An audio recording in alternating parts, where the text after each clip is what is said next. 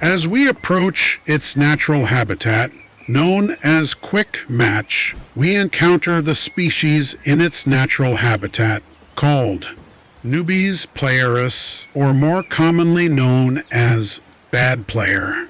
As we can see, it's reinforcing the area around its burrow, which it should be protecting, but given the nature of this species, it completely ignores this task.